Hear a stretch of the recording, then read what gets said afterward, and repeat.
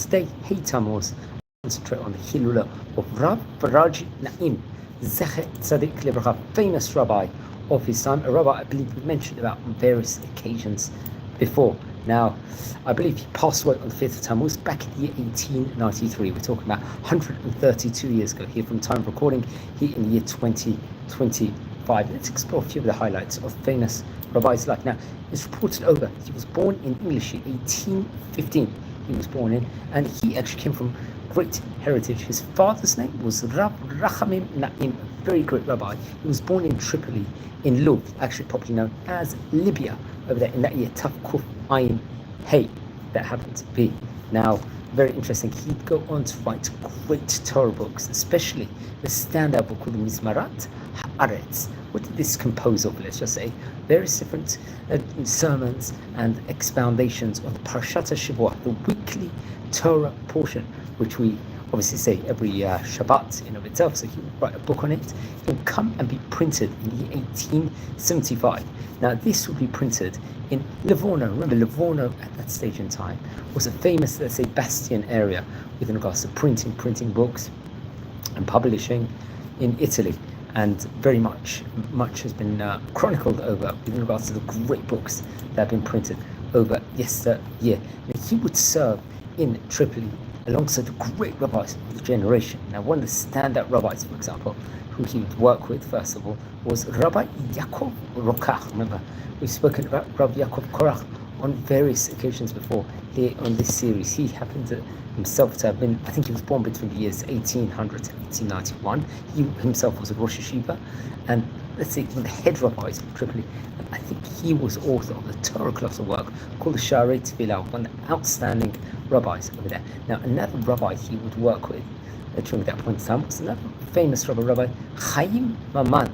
Remember, I believe we concentrated on Rabbi Maman in a separate video not so long ago. He was the great Libyan rabbi and really made his mark over there, and possibly one of the most famous Libyan rabbis that we definitely did speak about, I believe, some months back, Rabbi Faraji Davush. Remember, the Davush family was a rabbinic dynasty in Libya. He happened himself to be head of Jewish court in Tripoli. He was one of the great rabbis. Rabbi Faraji was. He was born between 1815 to 1880, pretty much the same time period as a great rabbi I was speaking about today, Rabbi Faraji, respectively. And he himself, Rabbi Faraji Davush, had grandiose roles within regards to the Bet Din, and had contacts with many of the great rabbis of those stages in time. And we've spoken about him in a previous video. He actually, his son was Rabbi Raphael. I don't know if it was his son. Yeah,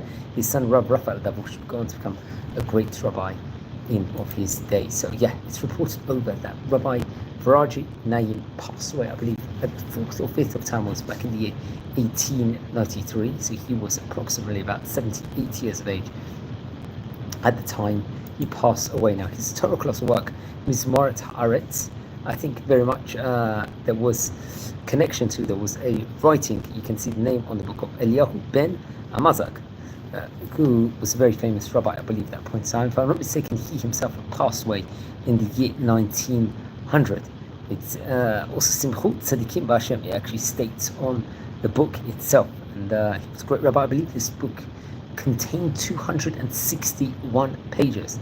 It was printed over, I believe, in the year 1875. This was in Taf Resh Lamed Hey, and was great work, and I recommend everyone to look into it and learn more about it. Now, let's explore a few of the highlights from the book, just using the tidbits in the Hayomi website. One of the teachings is actually in page Kuf Tzadik Tet, I believe 199.